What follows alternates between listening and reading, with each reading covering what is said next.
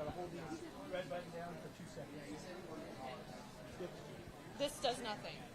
No, you can mute it if you hit that. Should we turn it on and mute it, or is that not really the No, just turn it on when you need it.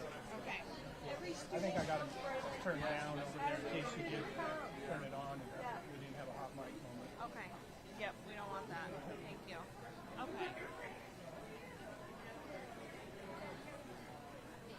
Oh, Jennifer. Oh, I just sent her that. I know you did. Thank you. Did told you her. see this? Did he tell you this? Who? What? It's from her. Oh. Wait. Oh, yeah. Good, you thumbs it up. You wrote you that? Yeah. That's why.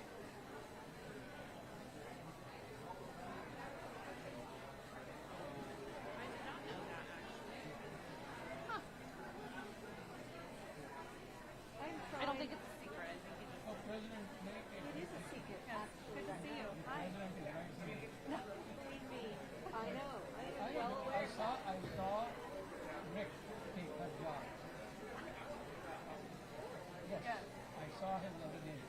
She was standing over him, telling him what to do. Oh, it was that one time he was sitting at my desk. And then, yes, that was good. I was like, can I revise this for you? And he goes, can I sit there? And I was like, That's how please. I refer to you now. When I go to the provost office, I was just there to see the president Mary Kate. Yes. Yep. All right. This is yours. Yeah. And this is me and Breeze. So, I'll try and submit, but if things come in, I'll still come back over here. Yeah. This is President's office. I put the old ones in here. This one is President's office. So if something comes in here. All right. Where did Bree go?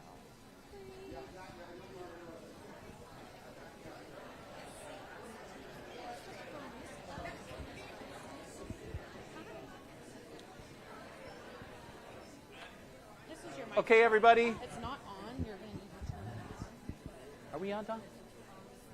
And that little red button, the on button. Okay.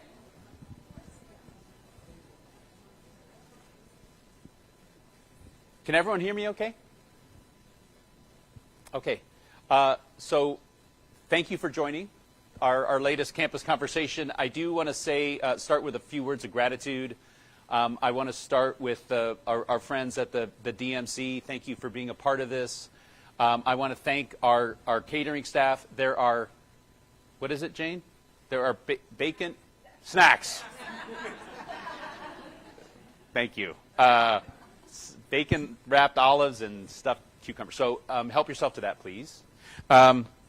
Thank you for your inputs on timing. I know, especially for faculty and for students, it was problematic the last one of these that we did. So we've adjusted based on that feedback. Thank you to everyone who is tuning in live to this. And I will ask all of the folks who are participating remotely, if you have any questions that you want to share, any inputs that you want to share, there is an email that you can send it to. It's campusconversation@sou.edu, and we'll actually answer your questions live as part of this. I want to say a special thank you to Campus Public Safety for everything that you all do for us. Yeah. Actually, that was Matt Roberts whistling for himself. I want to say a special thank you to John Johnston and Kay Swader and all of the wonderful people here at the Stevenson Union for hosting us, as always. I want to thank Don and all of the IT staff for all the great work that they do. Okay, and thank all of you for taking the time to be here with us. It means a lot. Okay, we're going to save some time a lot for questions. Here's the overview for us today. I owe you an answer on all of the things that we talked about last time. There were 4 big topics that we covered in the last campus conversation. I want to give you a review or kind of an update on where we're at on those. I want to make, as a routine part of this talk about our budget. I know that budget is a 4-letter word.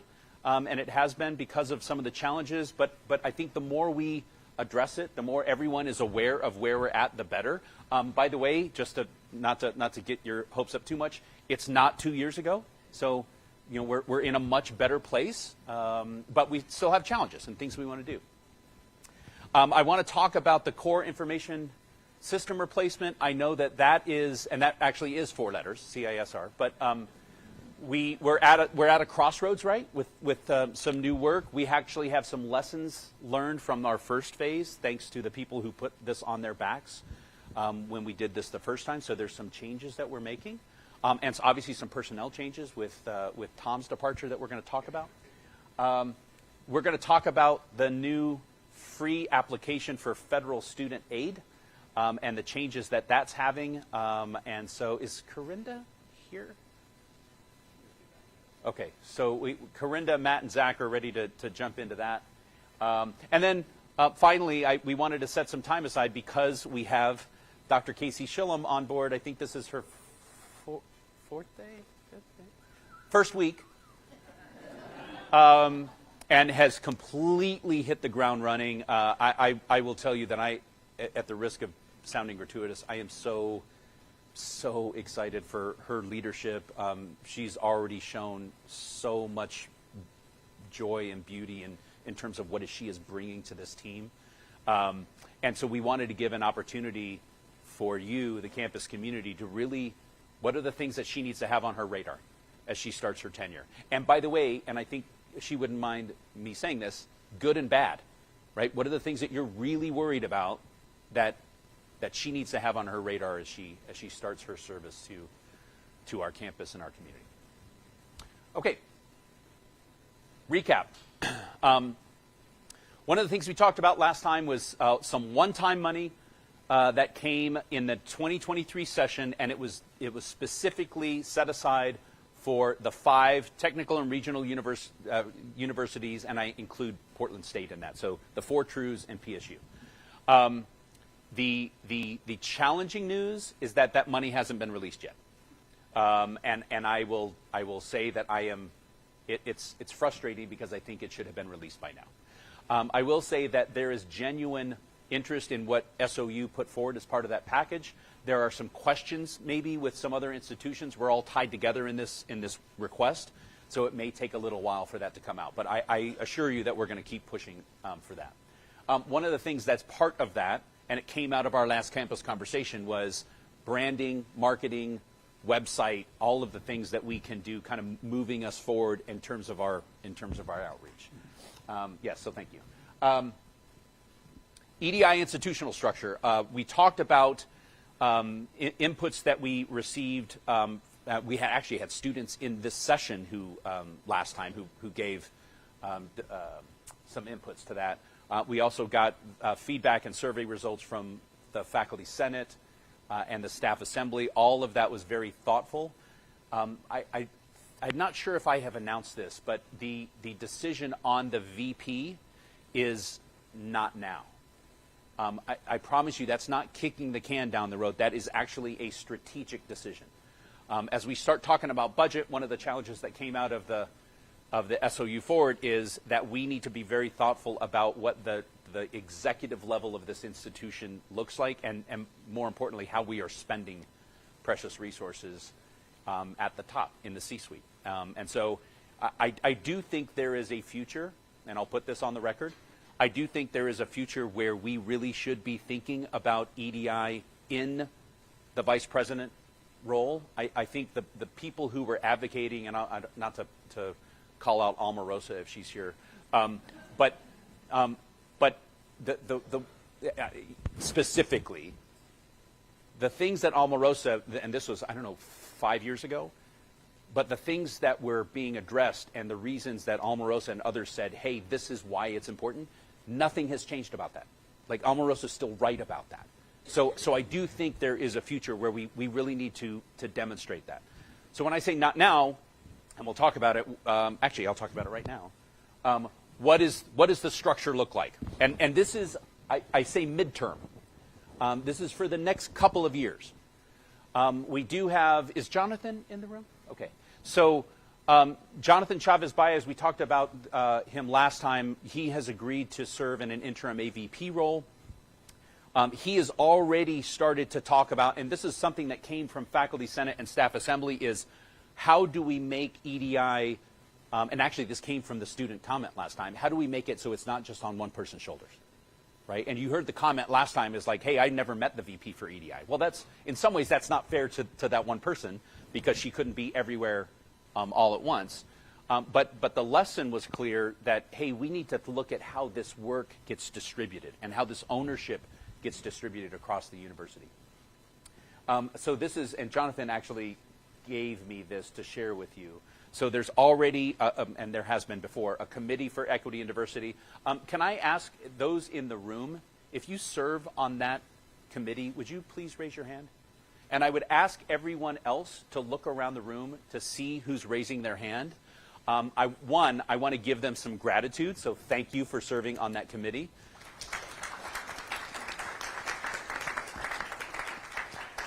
And I think that they will also agree that it's not their job to do the work. It's our job to do the work. It's their job to help guide us on what that work looks like.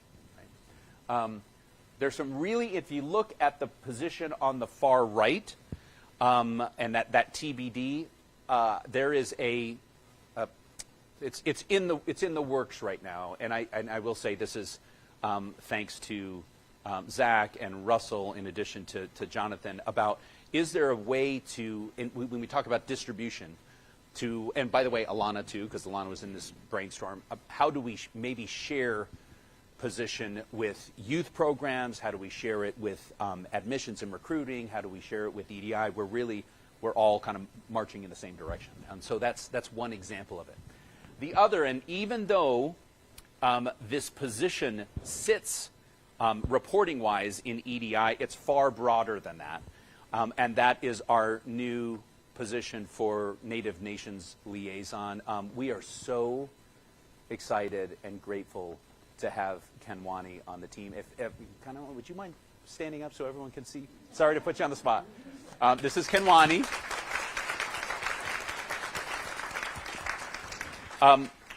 Maybe more than any other single position at this institution, and because I know everyone in here wears 3 or 4 hats, Kenwani's role here touches so many different parts of this institution because in many ways there is, of course, there is an EDI lens to the work and how we think about equity, diversity, inclusion, but there's also a huge government relations role for her because she is our conduit to sovereign governments, right? So there is a political dynamic to that work. There is a really important student role because Kenwani will serve as a support structure and mentor for our Native American Student Union. Like there's so many different facets to that. So please don't think of Kenwani's role as solely an EDI role. Think about her role as an institutional role. Anything else you'd add to that? Okay. More to follow on this. Oh, had we talked about Amanda too in joining? Is Amanda here? Yay! So Amanda has also agreed to serve as the faculty part of the EDI team. So thank you for your leadership as well. Okay. Let's talk about. Oh, by the way, it will be in this discussion down the road, and I know Alma Rosa will hold me to it. When we need to start thinking about when do we start having that discussion again, right? When are we both in a financial position, and when are we more in a based on the work that we're doing to elevate that role. Support for unclassified staff. So we're going to talk a little bit more about this when we talk about the budget. One of the things that I said in our last meeting was we have to find a way as an institution to start taking care of unclassified staff more. No one is at fault in this, so let me be very clear. But we have had a challenge in the past where after bargaining sessions, we kind of had this is an unfair way to say it. It seems, there's a perception that with whatever's left, then we'll look at what we do with unclassified staff. And I think for unclassified staff in the room, they would say, no, that's exactly what's happened. I'm announcing this now. What I don't want you to do is get your hopes up, and I don't want you to get your hopes down for unclassified staff in the room. So, and Josh deserves a heck of a lot of credit because we had to really twist and figure out how we were going to do some of this. So, it is a planning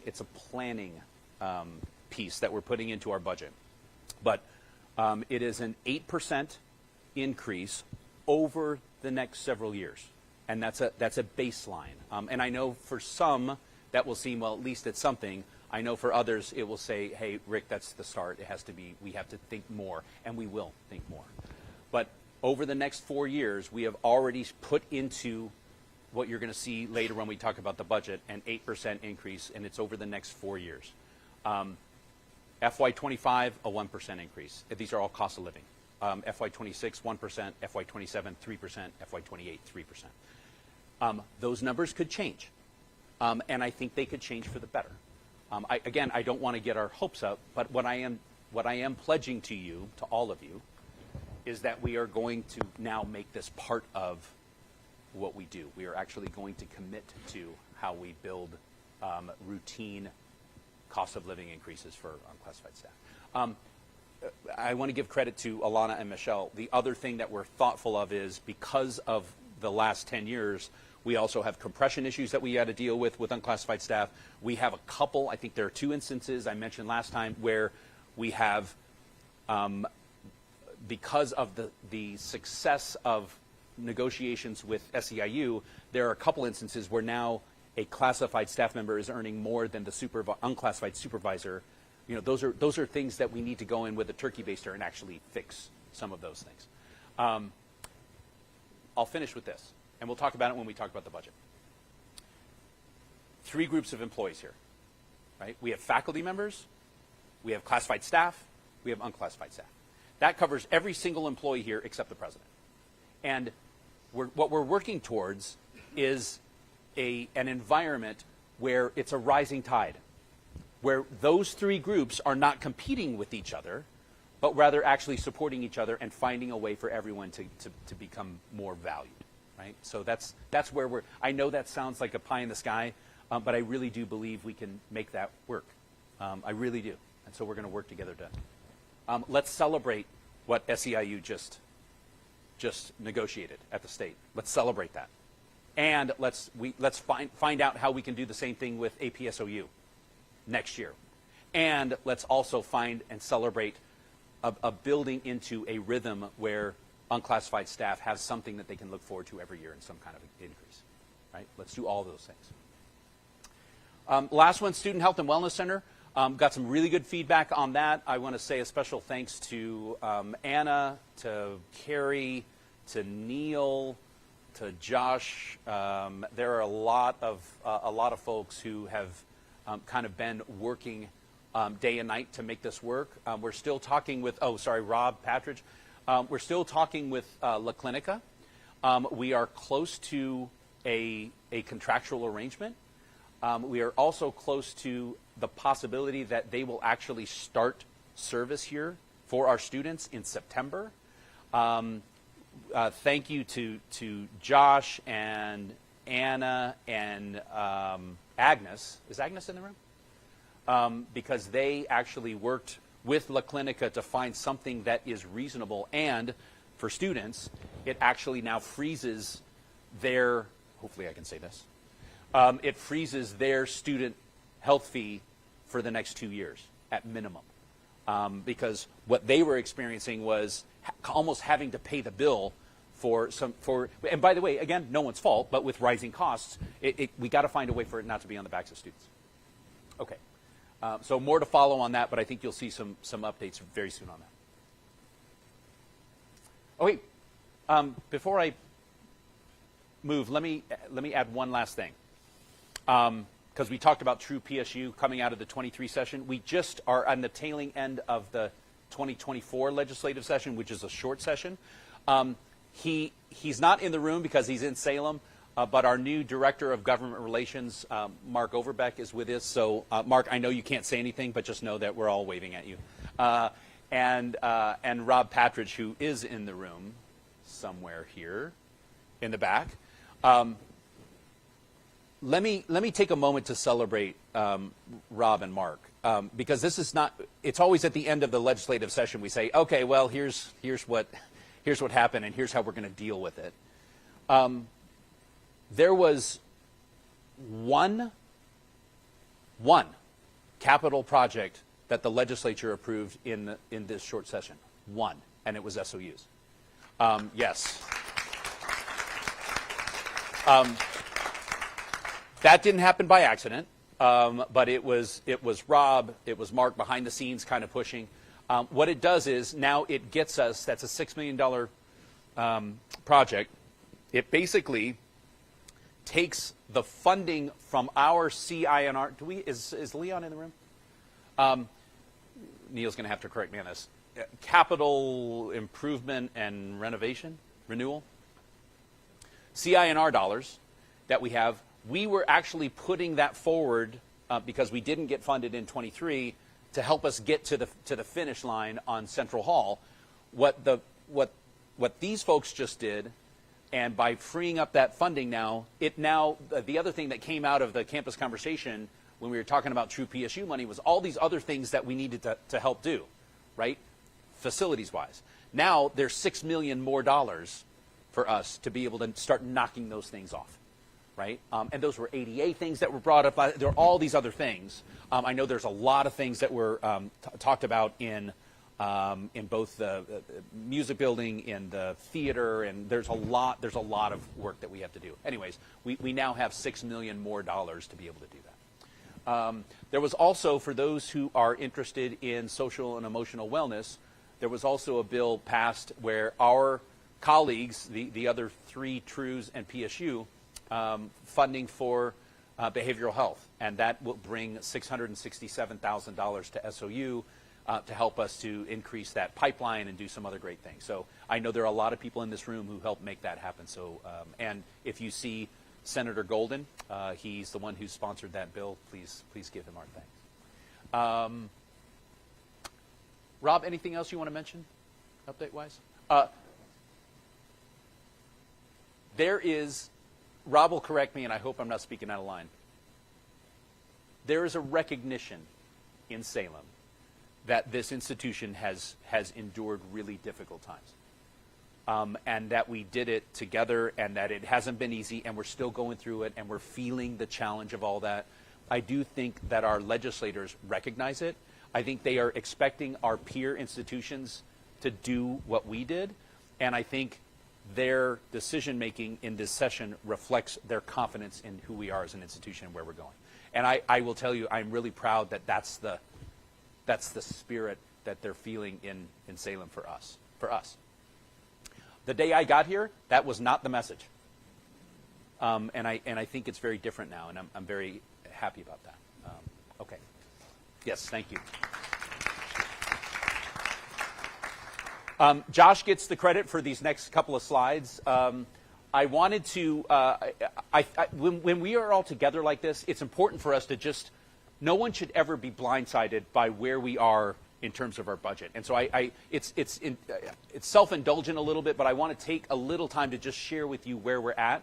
So it's not just the board of trustees and a couple of other people at those meetings who hear where we're at.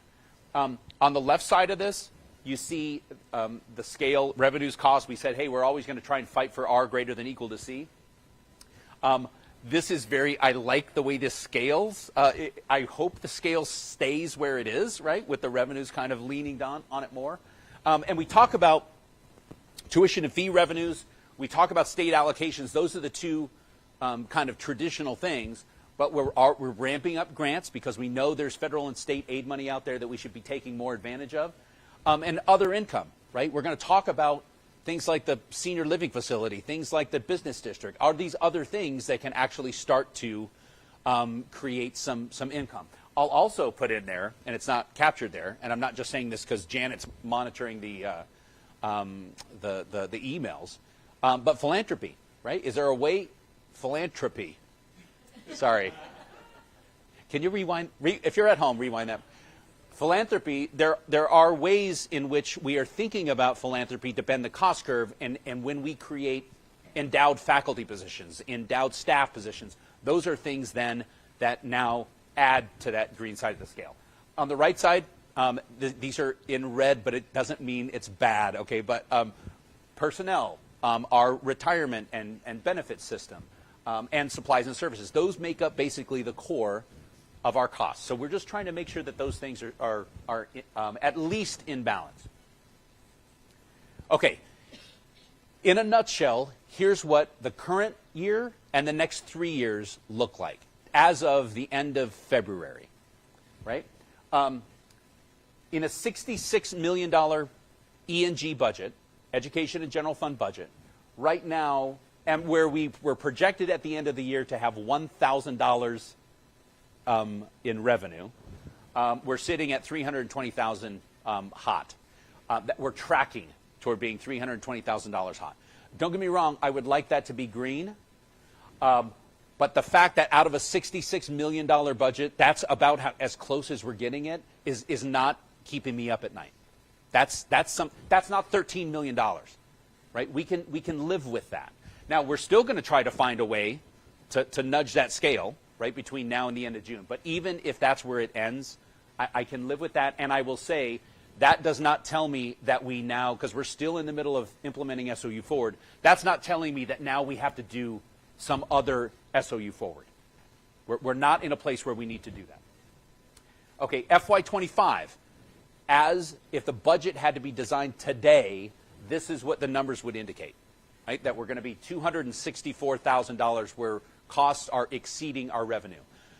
Part of that is because we are being very conservative in how we think things are going to play out in terms of the true PSU money and some other things. We will know, I think, in the next couple of weeks, probably, enough that that may tip green, even before we bring to the board the budget. And by the way, the board is not going to accept a budget from me unless it is in the green. So we will find a way to get that to the green. But again, I don't think we need to do any permanent damage to get there. I am hopeful that as we receive information over the next few weeks, that they're likely that will change. And in FY26 and FY27, as of right now, we're projected to be with revenues exceeding cost. We'll continue to monitor, because it's not like those are millions of dollars to the good, right? It's a couple of $100,000. But I will say that right now we're in an equilibrium. Basically, we're in an equilibrium. It tells me that SOU Forward is still, as painful as it was, is still doing what we intended it to do, and that is to kind of fix the model for the institution. Now it's going to be up to us to make sure that we hold course. This is kind of a collapsed version of what I just showed you and what this looks like and what we show to the Board of Trustees, right?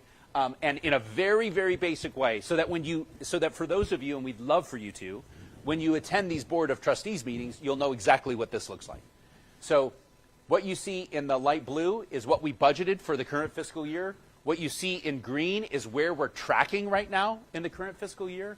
What you see in the yellow are the next 3 fiscal years. And that model that Josh has, very sophisticated model, helps us to project some of these things. And it's brilliant. This tells me also that in many ways, and I'm not going to jinx it, is that this is going to threaten to jinx it, is that we're helping to get off the roller coaster, right? We're helping to try and find some more stability in the budget.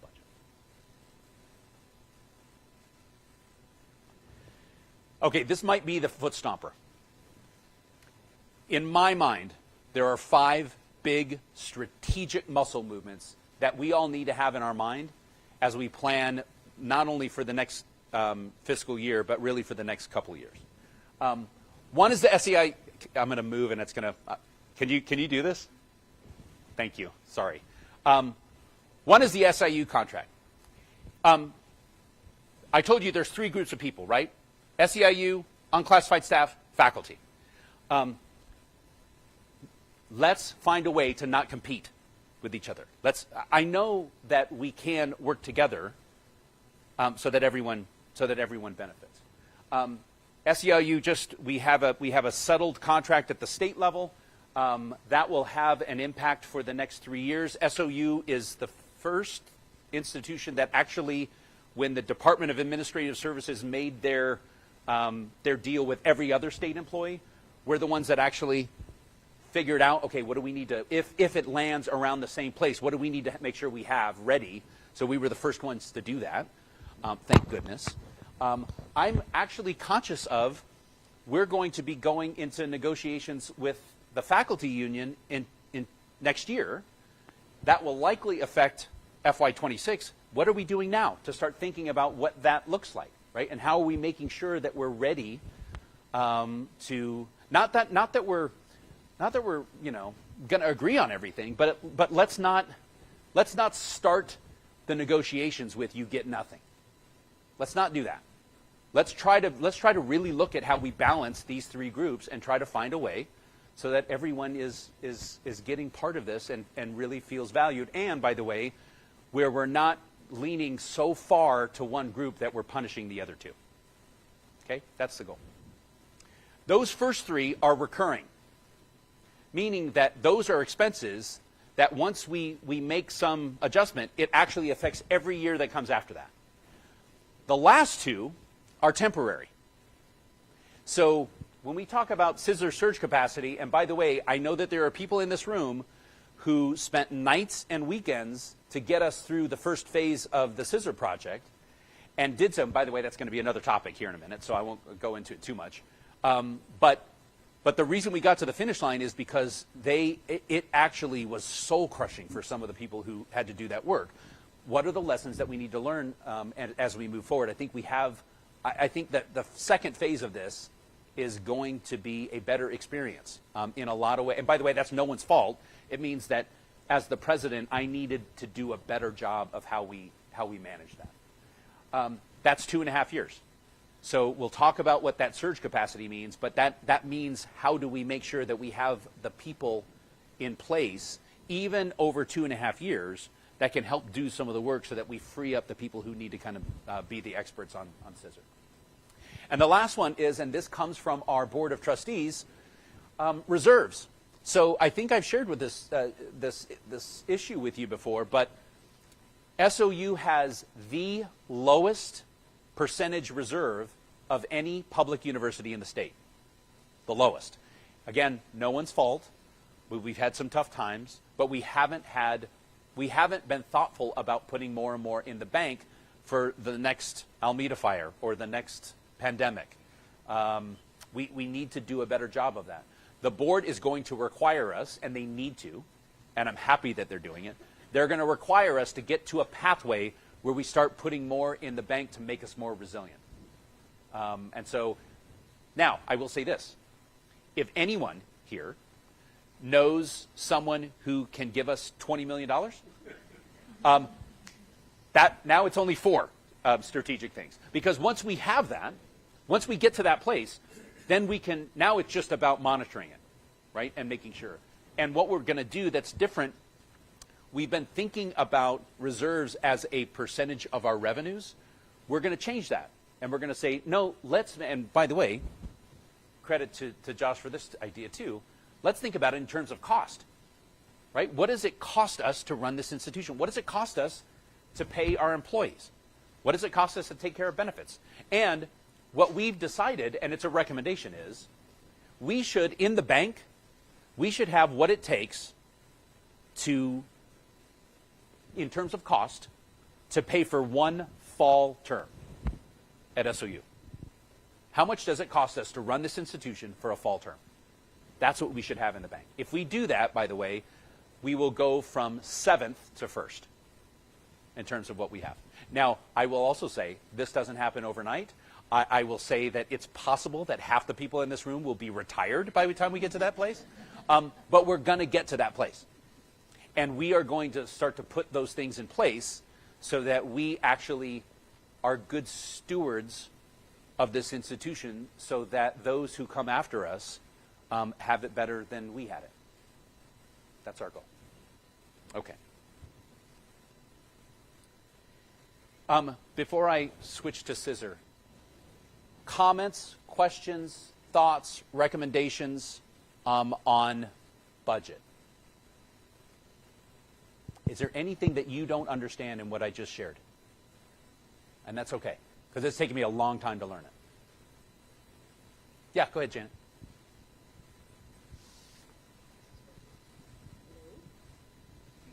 Hello. There we Yes. go. I just had to hit the right button.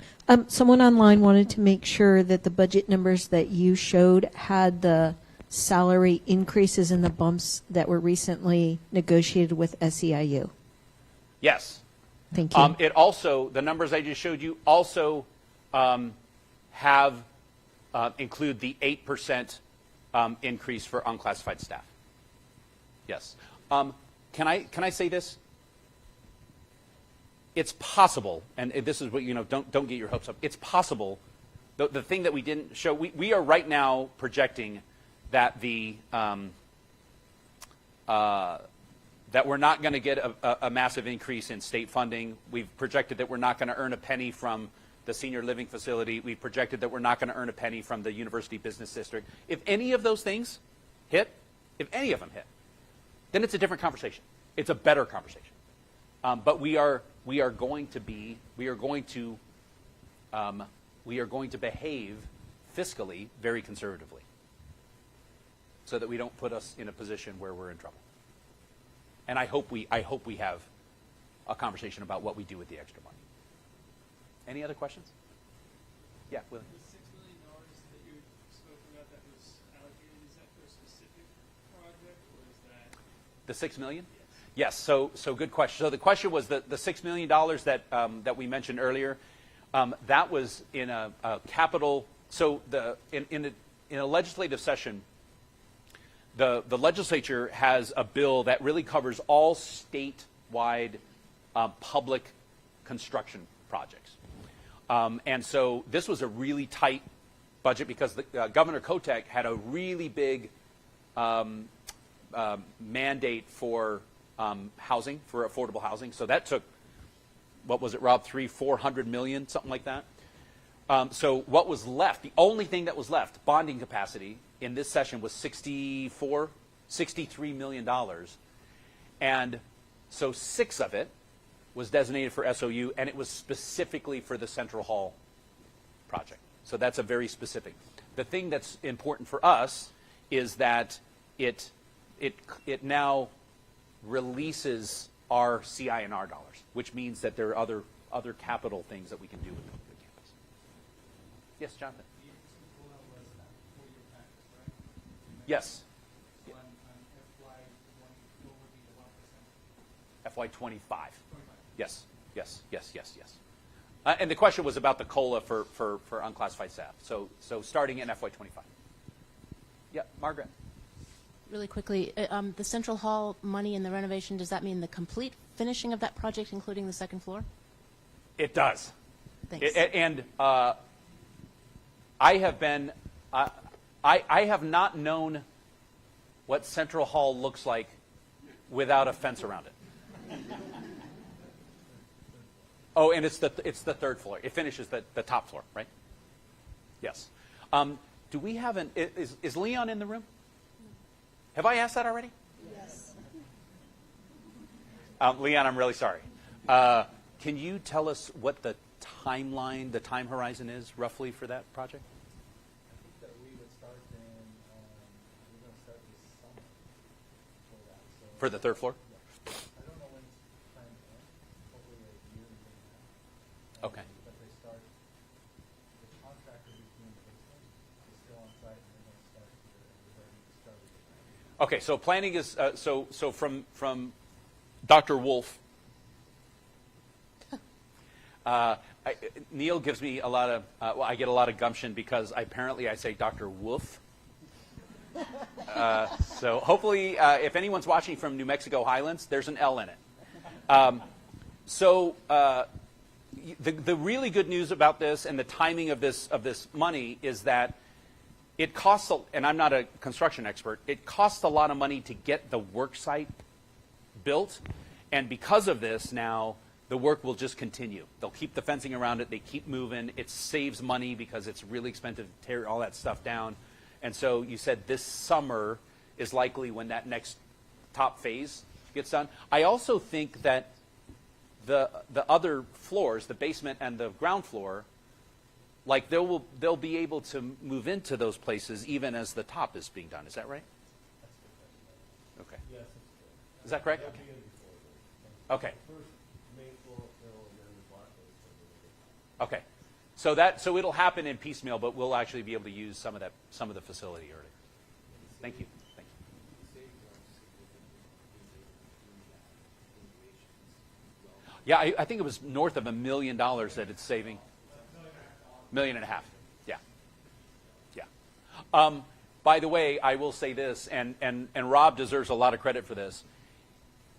We figured out that in the FY23, this is a long answer, Margaret, to your question, I apologize.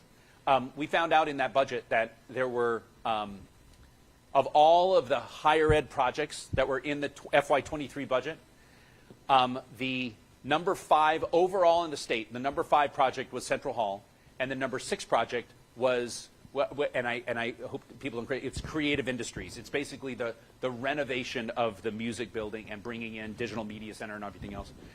And so in the 23 session, the top 3 capital projects, one was for OSU, one was for U of O, one was for Portland State. Those got funded. Number 4 was Western Oregon, and they actually removed their project. So the argument was, of those projects for 23, Central Hall is now the number 1 project that's still on the list. And so Rob actually went to Salem with that message. SOU has the number 1 project on the list that's already been approved. And that really, and by the way, it's right, and I think that really connected with legislators, and I think that's why we got that funding in this session. By the way, I owe all of the other presidents lunch because they are, I'll just say they wish that they had another project that was on there too. Any other questions before we talk scissor? Okay. Lessons learned. We talked today about where we're going with this. I think the last 18 months have been, for some, have been very challenging. I think the reason we got to the finish line is because people went way out of their way and put a lot on their back in order for us to get, and a lot of people in this room among them. So one of the lessons learned is, how do we make sure that we don't burn people out over the next 2.5 years? The other thing we learned, and I'll give credit to Dr. Stillman for this, is because your words keep echoing in my head. That's because he calls me every night with this. No. Is we had, you were all different levels of grace, I will say, but we tried to be accommodating, understanding that some of the service side of things were affected because we also had people who were running full speed with scissor. What Matt said is, hey, there's some things that we just can't wait on.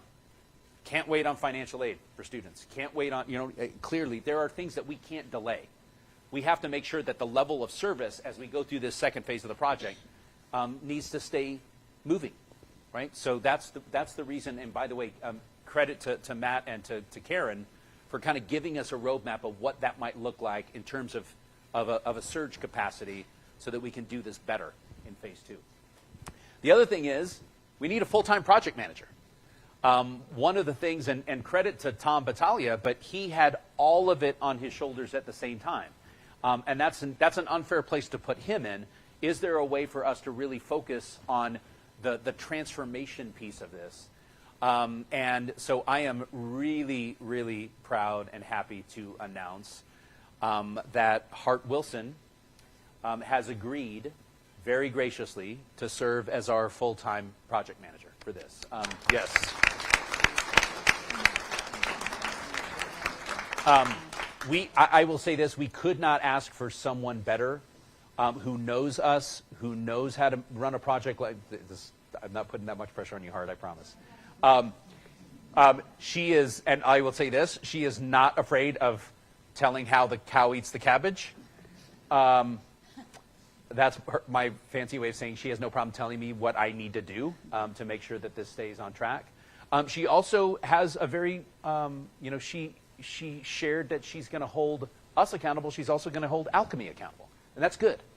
But she's going to be our guide for this. This is not on her shoulders. It's on all of our shoulders. We're just going to take the guidance from her as we move forward. Can I ask anything you want to share for?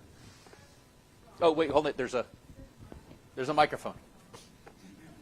Because there's an at-home audience. There's an at-home audience. I'm like a frustrated stand-up person, so this could go on for a while. Thanks everybody for the confidence in me, Matt Stillman, and Karen Stone. I just hope to basically help and make things better, and I'm here to especially work on the communication piece of it so that everybody understands what's going on. I explained to the Alchemy folks when I met them last week that I'm an advocate for the project. And I wanted to see the project work the way we think it's supposed to work and do what we hope it's going to do. And so that means that sometimes I'm going to be an advocate for Alchemy here with us and say, no, really, they need it to be this way, you guys. We're going to do it this way. And conversely, I'm going to be an advocate for us, for all of you who are working on this, back to them saying, no, really, we're going to do it this way because that's the way it's going to work for us. So that's my job. That's my mission. And I'm still going to do Moodle. It's okay. It's all right. But well, I announced this to Faculty Senate. They were about to rip my head off, thinking that you wouldn't be. Yes. So I saw the video. Yeah, they were nervous. Yes. So no, it's real. I'm not giving up Moodle, and Moodle's not giving me up. So I'm really appreciative of that. So really, anybody who's worked on the project or is going to be working on the project, I want to hear from you anytime there's any kind of a problem, because the sooner I know about something, the sooner we can do something about it.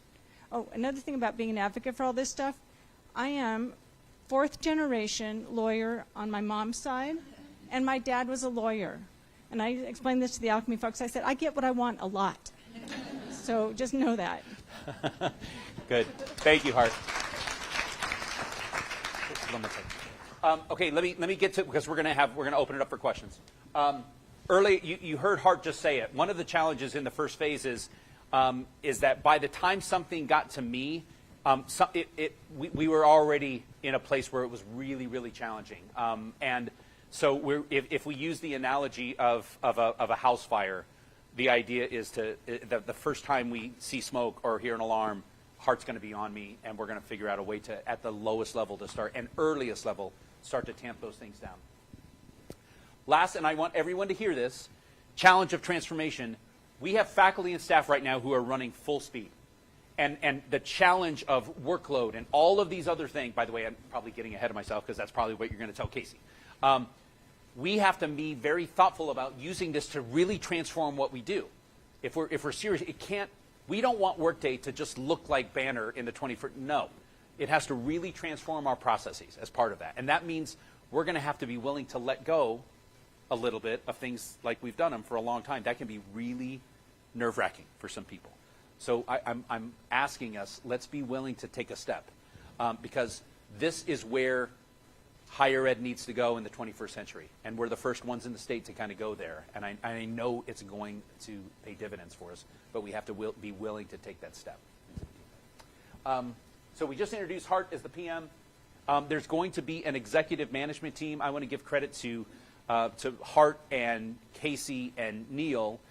In a meeting with Alchemy this morning, we talked about a routine every 2 weeks, half-hour thing for that executive team. And so it will be Neil for now and the future VPFA, along with our provost and our project manager, meeting every 2 weeks for 30 minutes just to make sure that they're keeping a temperature on everything.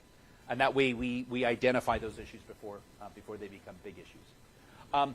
IT office structure, this is not part of Scissor, but it does have an impact with Tom's departure that I wanted to explain it. We'll share all this, by the way, in a message. But we have 5 really, really strong leaders in IT. Really strong. Some of them are, I saw David Rocco here, so, Gordon. We have some really, really good people there. And so what support do they need as we move forward? And similar to the VP for EDI, you know, the future of CIO, you know, a chief information officer, what does that look like? And maybe down the road, how do we bring that back into the structure? It might be based on kind of our experience here with Scissor. And then phase 2, commencing. How do we do it? we're going to find out more. Hart's going to be reaching out to all of us soon for how we make that happen. I do want to be conscious of, and we even talked about it today, this is going to sound, I'm just going to say it, because someone actually told it to me this way, and it was a really thoughtful comment.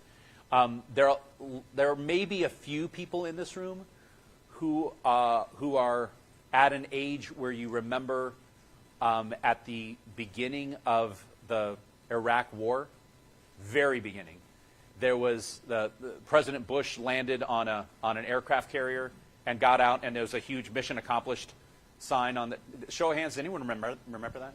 Okay. Does everyone remember what happened after that? Okay. So let me be very clear.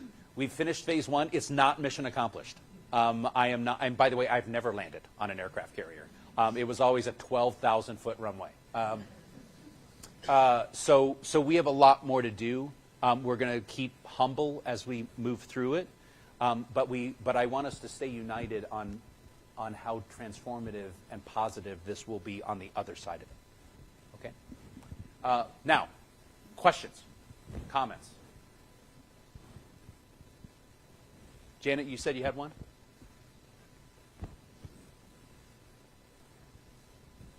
There we go.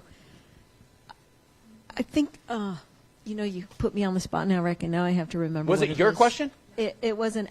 Oh, yes, I know what it was. It's actually a question for Hart and for you, Rick. So if there are Mary Katie? ideas or thoughts for people who are in Workday right now, and they didn't necessarily get all of the bells and whistles that they want, but is there an opportunity to still suggest change? And how would one go about doing that? Yes, so let me start, and then I'll ask if Hart wants to add anything. So, and I'm not a Workday expert, so let me be very clear.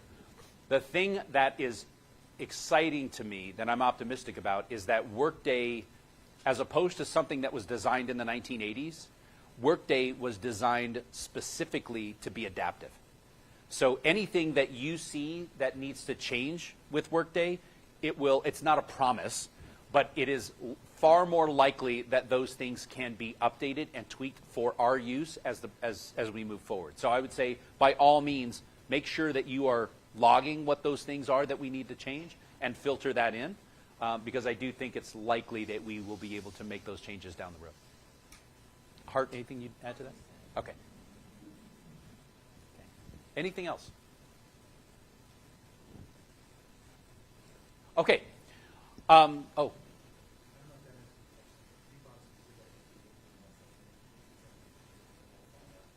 Oh, thank you. You're right. I kind of left that hanging, didn't I? If you have specific things that you want to suggest and you don't want to and you want to share them, send them to Vice President Wolf, and we'll keep a running tally of those things. And then between Neil and Hart and the rest of the team, we'll look at how we.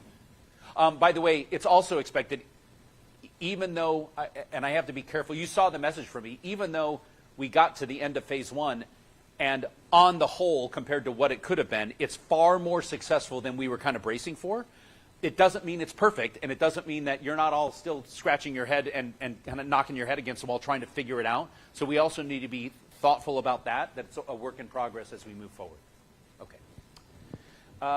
Okay, FAFSA. So the federal government recently is undergoing changes to how a student applies for Title IV money, for Pell Grant funding, and the FAFSA and everything else. The challenge is, and I know this is going to sound like a shocker, sometimes the federal government doesn't do things perfectly timing-wise, and so it's actually coming out later than everyone wants. That's not just affecting SOU and our students, it's affecting everyone in the country, and both public and private schools. So it's really put our student services team in some challenging times. And by the way, it also means challenging times for us as an institution. It certainly means challenging times for our students. It has a ripple effect for Oregon Opportunity Grant and everything else.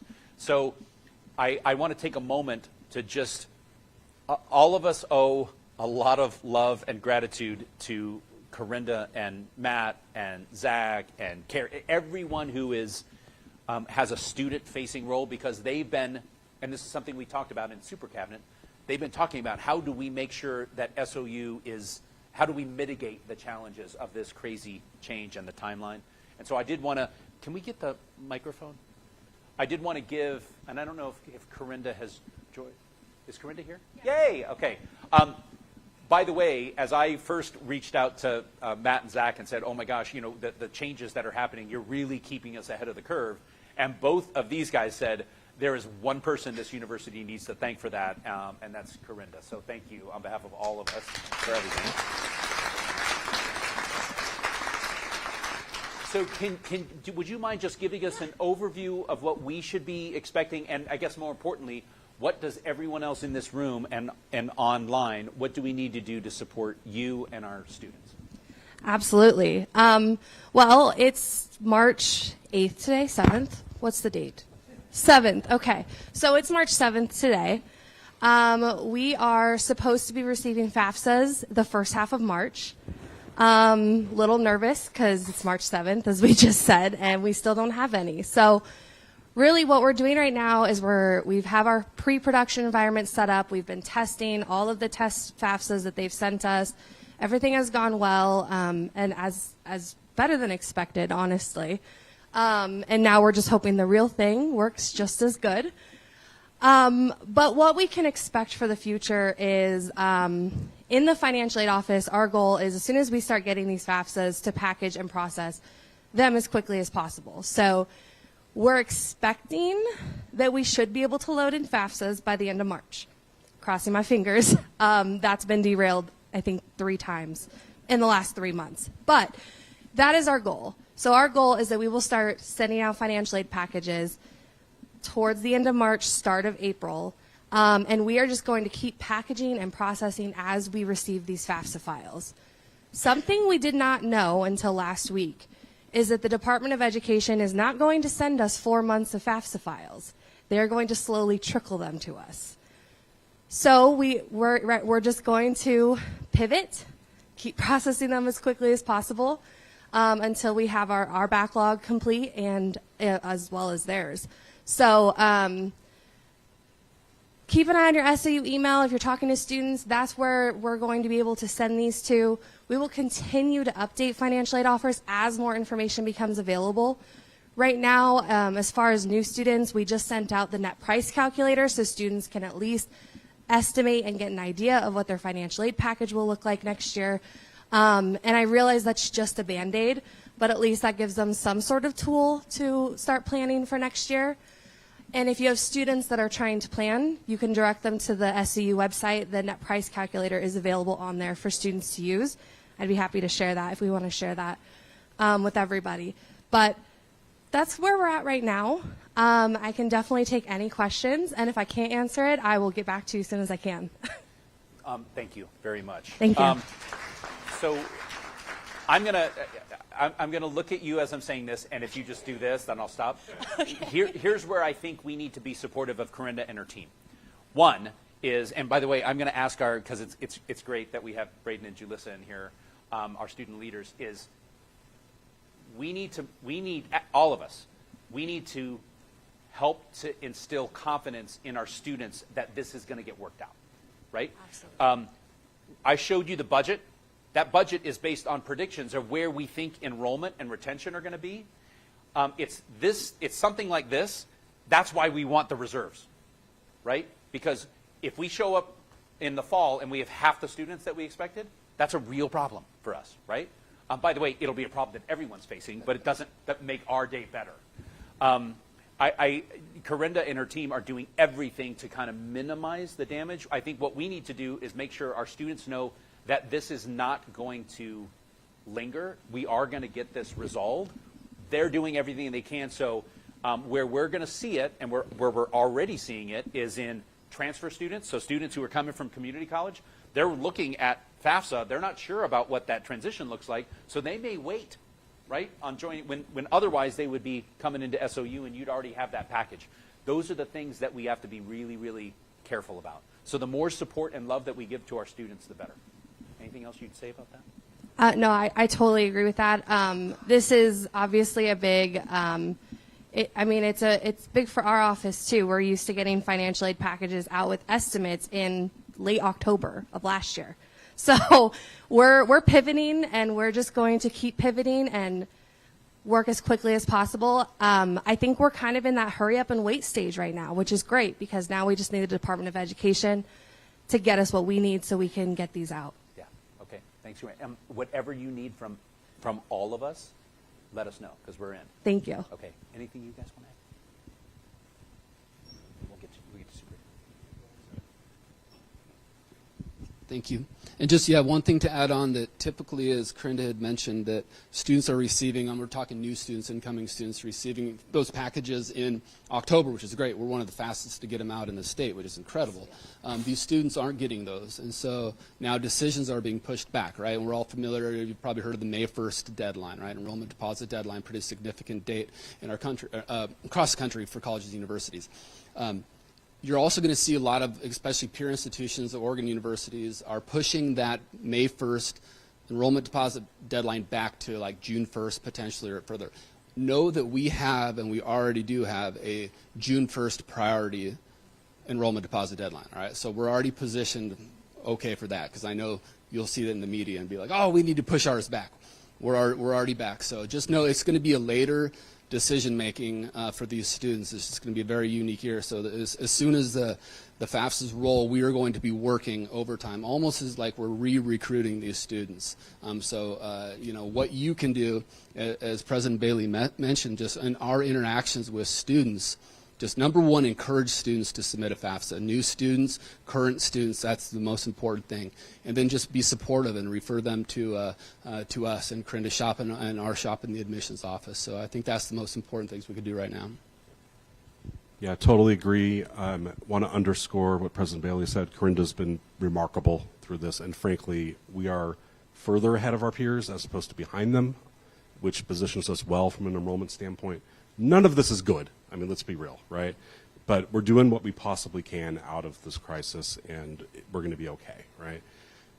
We know that what happens with student behavior when they have unanticipated, unexpected things is they delay behavior, right? We're going to be okay with new students in that regard. I mean, I'm not saying it's going to positively impact new students. That behavior is going to be late, and it'll get made up. Where I'm more nervous right now is with our current students and them delaying behavior, right?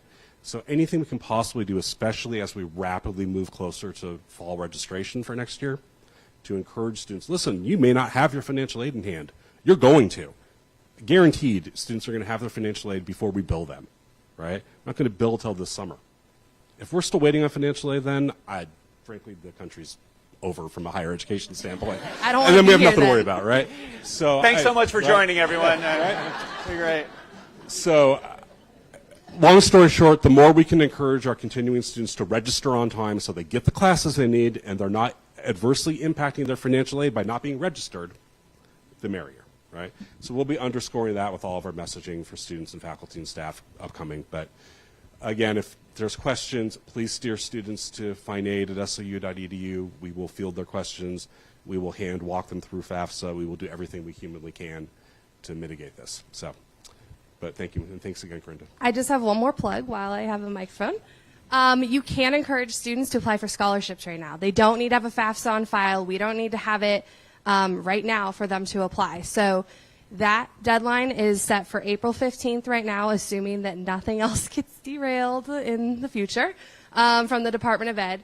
So please gear them towards applying for scholarships. We have over $1 million in scholarships, and they're sometimes hard to spend. So it's a really good time you've done your FAFSA, hopefully.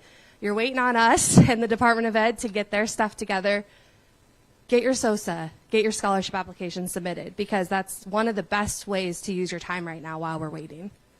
There's a couple, Sabrina has a question, Karine in the back. While we're doing that, can I ask, is there something, and I'll look at Braden and Julissa, I wonder if there isn't some goodness in having some kind of a student forum or anyone who's interested in financial aid. Do we have some, let's think about that, whether or not there's some goodness in having a good meeting. Just quick update. So this year, financial aid was a big issue for ASSU. Students were coming to us telling us that they were confused, and we decided as a cabinet to charge ourselves with a financial aid task force. So we've already been working with Corinda to make sure that workshops and information is getting out to students and trying to be as helpful as we can. Awesome. Thank you. Yeah. Thank you for your leadership on that. Rick, may I follow that up? Julissa, thank you for that, and Corinda, thank you for that. So Corinda noted that there's more than $1 million in available scholarship dollars. It's actually well more than $1 million coming from the SOU foundations that are donor-supported scholarships. Those are all applied to scholarships. So as faculty members and staff members, please, please encourage students to apply. It's really important. Great. Thank you. And your role cannot be understated. And if there's any staff that wants to volunteer to review, you can email me, and I'd love to sign you up. Thanks, Corinda. Sabrina. Oh, okay. Is that Karina in the back? Hold on. I just wanted to, is this on? Yeah. I just wanted to get clarity on the scholarship applications because there are the need-based, and those are dependent on the FAFSA, right? So if scholarships are being evaluated, it's going to happen in 2 phases if we start the review processes early. Is that correct? So We'll wait to start the review process until we have the FAFSAs in. Okay. So that's why I'm hoping if we get the FAFSAs by the first half of March and we're able to load them in, our system's ready, because we are waiting on a Lucian for a few things, we should be able to have a bulk, most of them in hopefully by April 15th. If not, we'll definitely have to go back to the discussion because there are a lot of scholarships that require need that we want to make sure is there before we start evaluating. right. Okay. Thank you. Any more questions for the team on this issue? Okay, awesome. Thank you. Thank you. Thank you. Okay, so you want to sit here? Rick, one more question before you move to Casey. Yeah. There are a couple of questions online about SOU Forward. You mentioned early on that we're still evaluating and still moving forward with the full implementation, and that includes potentially the continued reduction of additional staff who are identified in that plan. Can you just confirm that for those who are online? Yes. So the SOU Forward plan involved basically it was a 2.5 year ish implementation process. Some of that had to do with early pathways for retirement for faculty members and some others. But there were also positions that were identified, especially in business services, that were kind of part of the plan but had not exactly been identified. And so as we move forward, those are still being identified in order to meet the goals of the plan. I want to be careful in how I answer this because I want to be respectful, and I'll look to Sage and the leadership of SEIU. But there is, there are likely more individuals in that group that could be affected as we implement.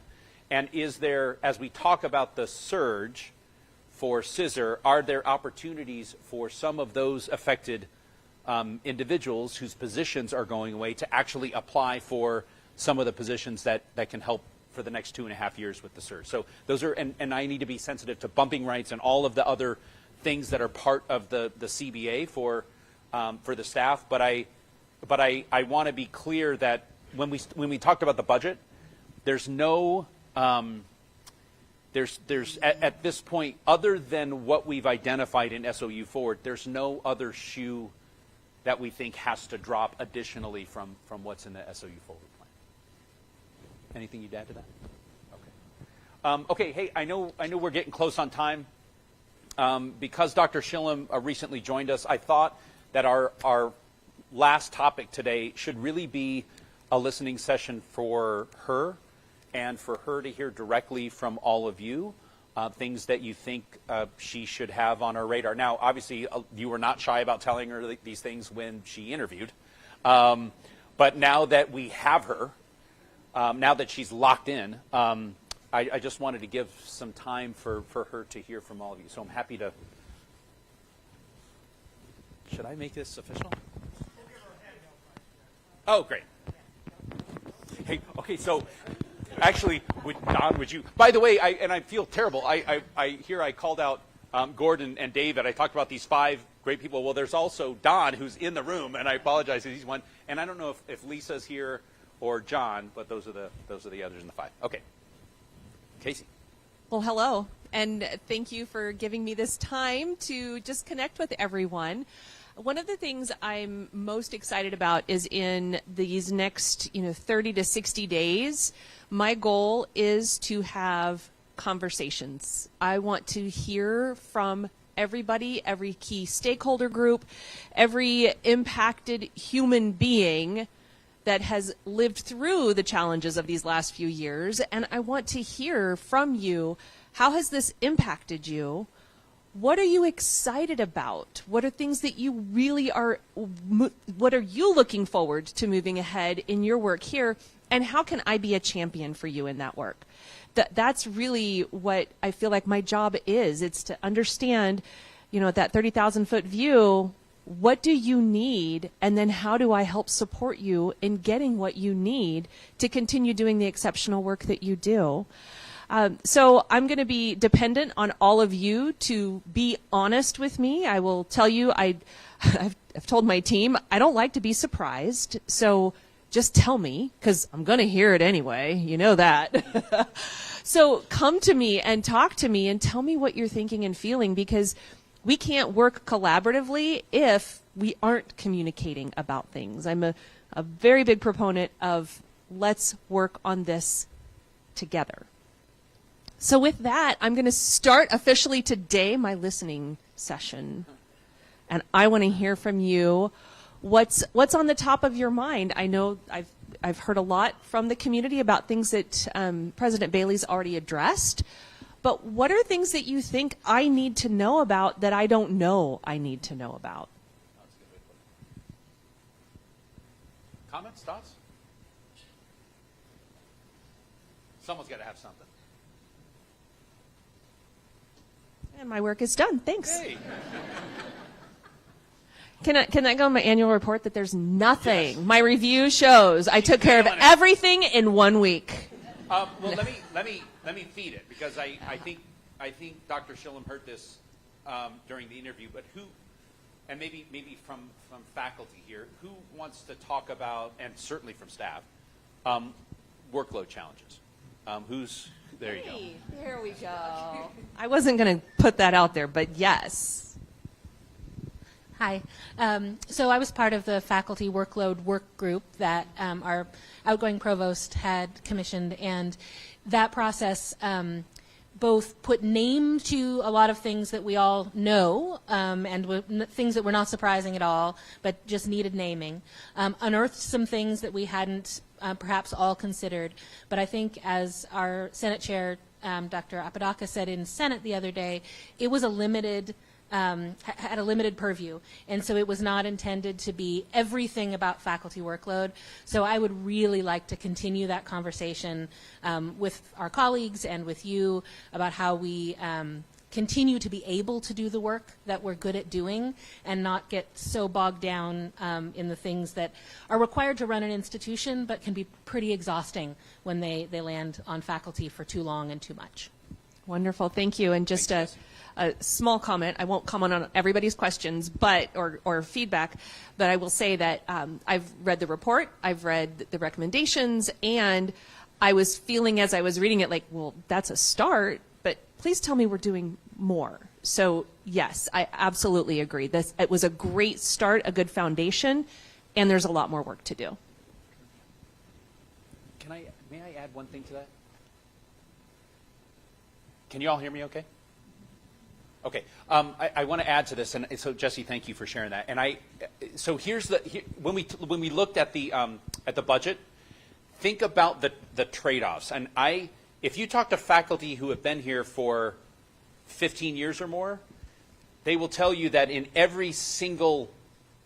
almost every single chair had a staff person that actually did a lot of the administrative work for that, and over time those dwindled, right? Where now faculty have to do more of that stuff on their own. And we have staff members who, through state requirements, federal requirements, all these other things, their workload and reporting structure has gone off the charts. So you have this perfect storm happening at the same time. And by the way, as we start talking about compensation and all these other things, the more we do that, the less we have to add staff members. So all of these things are happening at the same time. So what we need to do as an institution is, and I really appreciate the initial work that faculty workload team did. By the way, Staff Assembly has a very similar team that Hart actually has a copy, I guess, that is doing similar work, and I suspect that some of these will interlink, right? But it is knowing that we're not likely to have the funding to double the size of staff to do some of the stuff. How do we get by? How do we change processes? How do we streamline things? Are there redundancies? And I know that because their report already has some things that we do that probably are not super efficient, right? There are ways in which we can be smarter about how we do things. That doesn't solve the problem, but it starts to relieve some of this. So all of those ideas, I think we need to look at it. Okay, thank you. Hi there. Now, Hi. So you can imagine me now. This is my staff assembly hat, which I still am very bemused about being chair of staff assembly. But I'm the third staff assembly chair this year alone. So in addition to doing a staff workload survey, which we did and we've got some interesting results from, we also had a listening session at the end of February to just chat. And we just got in small breakout rooms and people talked about what was on their mind, things that weren't working necessarily as well as they hoped and things that they were excited about in their departments.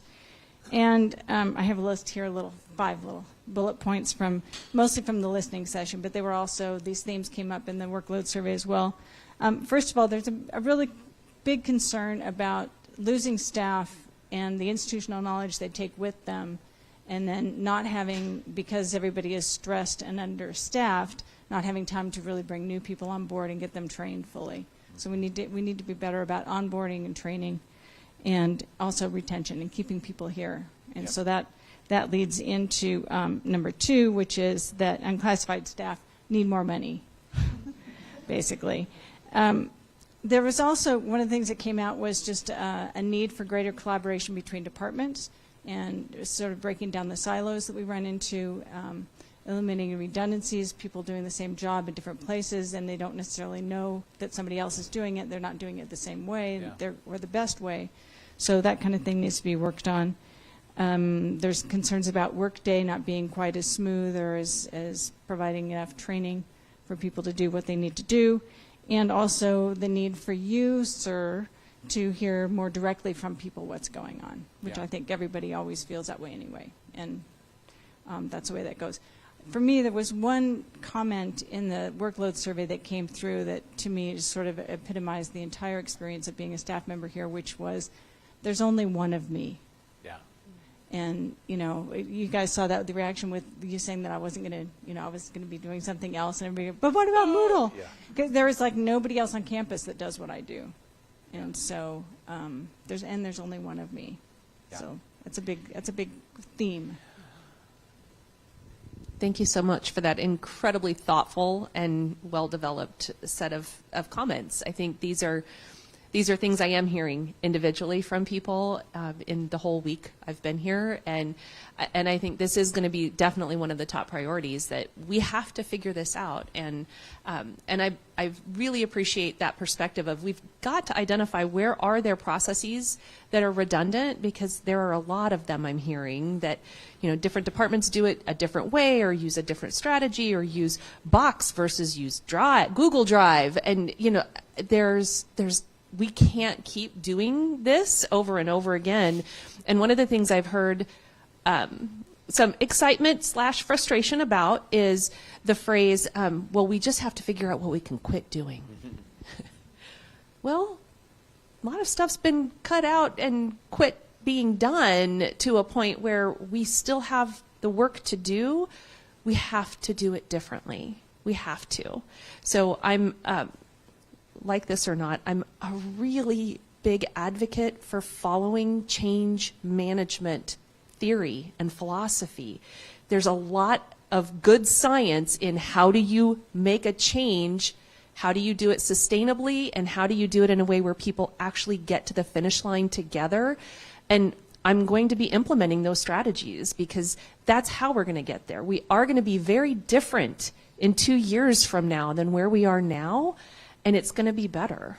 It's going to be better. We're going to have these things figured out, and we're going to do it in a way where we collaborate much more in terms of department collaborations, different divisions, the schools. We've already got conversations going on about how we're going to be doing this work this summer and looking what are our processes and how are we going to do this.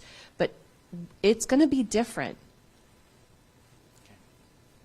Other questions, thoughts, comments, things I need to hear that I don't know I need to hear?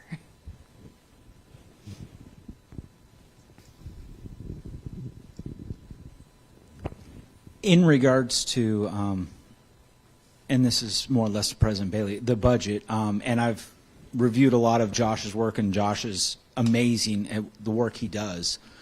The question I have is, though, what is our deviation of those numbers as far as enrollment goes? Are we playing with a plus and minus at all?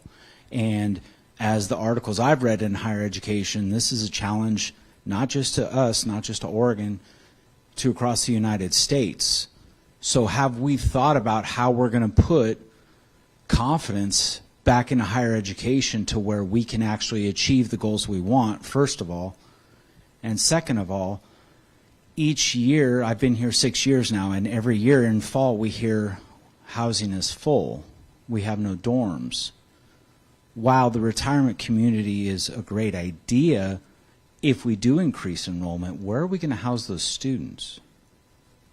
Great. So I'll if I may, I'll go ahead and start. Please, and let me introduce President Bailey. No, it's a good question. So, and there's several parts to your question, so let me kind of tackle them individually. So, with regard to enrollment, how we think about it, I can tell you, yes, you're right. I mean, the model that Josh uses is very sophisticated. And by the way, it's not just Josh; it's in Matt Snellman and Zach Olson and everyone kind of looking at what the trends look like. I will say that the one thing that I'm pleased about is that we've stopped looking at it aspirationally, right? We're actually looking at it pretty realistically. Now, this is why we used FAFSA as a topic today, because there's this strange timeline thing now, and so I'm nervous about what student behavior might look like if they're not sure or totally confident in their financial aid. Are they going to wait a year, right? That has a huge budget impact for us, right? So we need to be thinking about what that looks like. In terms of housing, I had a meeting yesterday with Mayor Graham and Councilor Duquesne where we're talking a lot about housing. I want to be very careful, and I hope this doesn't sound insensitive, and I hope that it doesn't sound or seem like I don't care about affordable housing, all those things are important. The senior living facility is a project designed to help us diversify revenue. So which will have an indirect effect on that. I will tell you that right now, if I say, hey, we're going to open it up in an affordable housing project, right now no one is going to partner with us on that, and the math isn't going to work out for any developer who wants to do it. That's just a reality right now. So the way to scratch the itch on affordable housing is to think about it from a different pathway. So the meeting I had with the mayor and the councilor yesterday is about the Croman Mill site here in Ashland, where it's going to be affordable housing, and they're using grant money to help with that. The Beach Street property that's down in Ashland, where there are facilities now that have actually 5 kind of independent student type houses, those are things that students are interested in. The University Business District project, now it's attainable housing, so it's not going to be $500 a month rent, but there may be places in there that students actually find that an apartment style living is more suited for them, and so there may be students who now live in Shasta and McLaughlin that down the road as juniors and seniors or grad students might actually live in that facility. All of those things I think are going to help with this issue, but I like where your head's at, because we plan to brace ourselves when things don't go well, but we also better be thinking about planning for wild success and what that looks like. And so I think housing is a big piece of that. and I apologize, more or less the question to the new provost is how do you think we're going to overcome the stigma that students are facing with the down enrollment of bringing confidence back to higher education?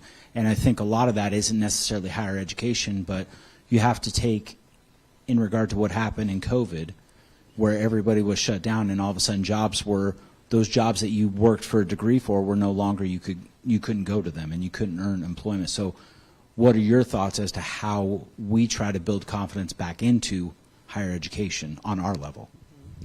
I think it's a very complex issue, but I think there are some tangible things we absolutely can do, and we can all start doing it right now. First, we knew the demographic cliff was coming, right? We knew 2025 was headed our way. We've known that for a long time. So there have been initiatives that have gone underway to address how do we connect more intentionally with communities, with high schools, with kids even in elementary school now, middle school, getting those work pathways in place for them so that they understand this isn't unattainable for me to go to college. No, I see a university pathway for me at the very beginning of me starting my education. So those kind of broad stroked programs have already been put in place. I have not yet found out exactly the details of what we do here yet, but I'm talking from a national landscape, right? We've known this was coming. Then introduce COVID, and holy cow, we had to take a crash course in what do we do to maintain relevance, to ensure sustainability, and to actually bolster that confidence piece back up. What I see is ways that we can tangibly do that and make that difference in our community, in our state right now, is by having visibility in the community, having visibility across the state of what we do here. So on one of my first days, I got an email from Rob with an article about the graduate students who were making the logos for Shady Cove. That is incredible. And the magnitude of that kind of a project, having students doing this level of work with a community, it's not just, oh, that's a sweet little project, which, no, the magnitude of the work that the students are doing here with faculty is impacting industry, it's impacting availability of services, it is impacting all of those things locally, and that is what then gets us noticed at a statewide level, and then even further at a national level. So I think it's this coordinated effort that we need to look at. How do we coordinate the marketing? How do we coordinate the project management of all of these things that people are doing already and raise the visibility? Connecting specifically and with intention for those communities that we have to have involved in this conversation of what is the value of higher ed. So I think that there's a lot of different ways that we're going to do that, and I would love to continue talking with you about it because I can tell by the way that your brain is going. I want you on my team to think about this. And there's so much we can do, but we can't all be doing it independently. It has to be a coordinated effort that we go into this work with. So I know we're at time. Can I add 30 seconds onto to the back of this? And that is, and I don't know, is Miranda Stiles here?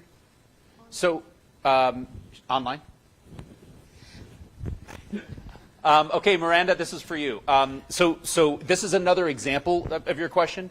We have to, and another additional answer to your question, and that is, we need to show students what the finish line looks like. So we, and Miranda gets a lot of credit for this. So when Neil, came up with the idea of hey, let's really kind of start doing data sharing agreements with the districts, and so Zach and Miranda and Neil and I, we start going and meeting with superintendents.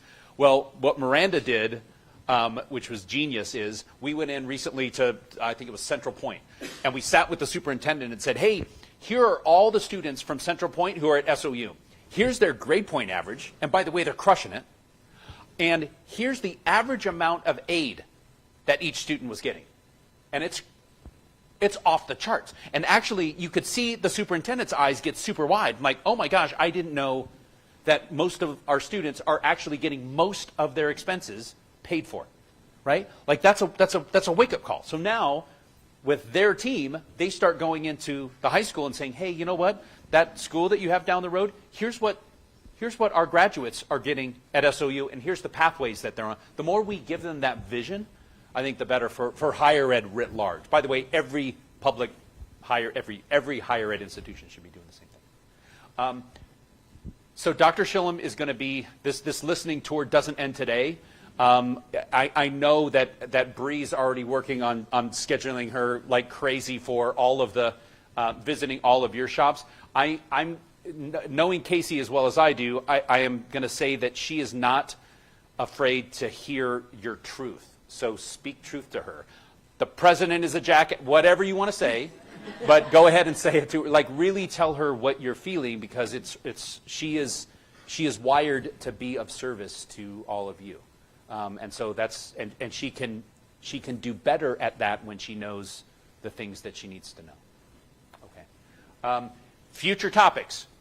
If you have thank you very much, Casey. If you have other things that you want to talk about in the next campus conversations, please email them to Mary Katie. That is the office email. You actually help us design the agenda. You helped us design today's topics. We want this to be useful for all of you. Please take some of these tasty treats with you to go. Maybe June, Mary Katie. I don't know when our next, maybe before commencement. So that might be our next one. Thanks very much, everyone. Appreciate you all. Have a great rest of your day. Okay.